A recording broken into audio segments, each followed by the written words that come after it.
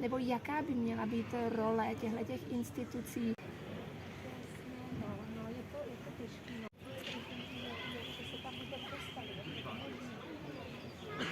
De Marrakech, c'est en français aussi.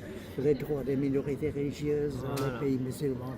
J'étais présent parce que j'étais en... أنا متأكد أن في المستقبل، ولكن أضيف إن شاء الله في المستقبل سوف يعيش العالم تقارب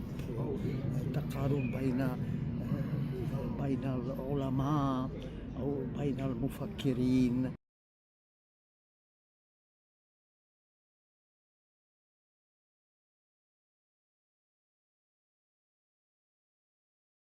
Děkuji za otázku. Odpovědět na ní není snadné, protože je to otázka velmi důležitá a nalézt správné odpovědi, protože nebude jediná. Ta odpověď musí zahrnovat celou řadu snah a možností, které jsou zapotřebí k tomu, aby lidé poznávali, že v tomto našem světě, který se podstatně zmenšil, ten svět, ve kterém dneska žijeme, se prolíná bezprostředně. To, co se děje tady u nás, může mít okamžitý dopad i někde na Dálném východě nebo někde a podobně to, co se děje v arabských nebo muslimských zemích, taky se dotýká i dění jinde. Je velký rozdíl ve vnímání této situace mezi různými generacemi a velký rozdíl, který záleží na rodinném původu, záleží na stupni vzdělání, záleží na podobách, které má vzdělávací systém v různých zemích. A situace není stejná. Není stejná ani v Evropě. Ve Francii třeba Francouzi se setkávají s muslimy v jiných podobách a podstatně častěji než obyvatelé tady České republiky. Bohužel, když už jsem narazil na Českou republiku, tak u nás přežívá spousta přežitků, spousta falešných představ, které mohou bránit vzájemnému dorozumění, které ale postupuje dál. Já sám jsem katolík a velice rád konstatuji, že vedoucí představitelé katolické církve, jako je současný papež Lev XIV., jeho předchůdce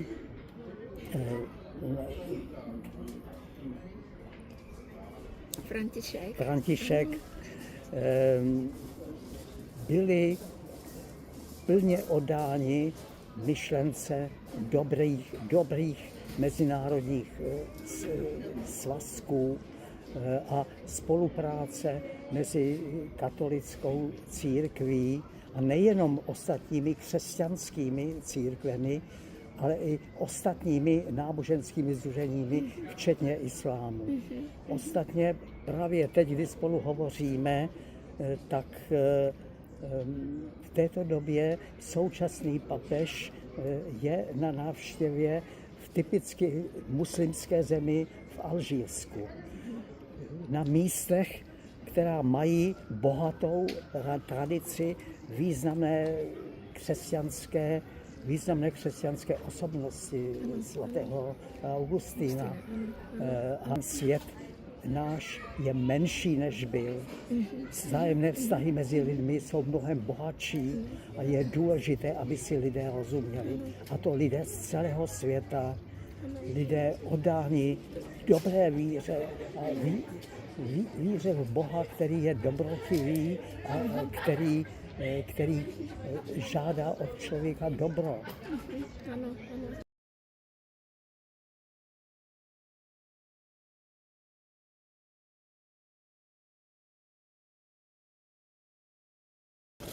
záleží na tom, aby lidé, kteří vyučují na vysokých školách, byli oddáni té myšlence, že chtějí sloužit tomu, co bude sloužit společnému dobru. A k němu patří určitě i ten dobré mezináboženské porozumění. Mně už bude brzo 90 let a zažil jsem období, kdy se měnilo smýšlení lidí velice výrazně. A nikdy ale nebyl svět si tak blízký, jako by mohl být dnes. Od konce druhé světové války existuje Organizace spojených národů. Bohužel dneska jsme svědky určitých pokusů o to ji narušovat. Přestože možnosti vzájemných kontaktů lidí jsou naopak mnohem intenzivnější, než kdykoliv byly. A v tomto směru je potřeba, aby si lidé uvědomili, že jsou tedy občany určitého, mají svou rodinu, ale mají svou vlast, mají svůj národ, ale mají nakonec, teda patří i nakonec k určitému kontinentu, ale nejenom to, jsou součástí toho lidstva, které k sobě nemělo tak blízko, jako má dneska. Svět dneska je propojený komunikačně a komunikace nejsou něčím mrtvým.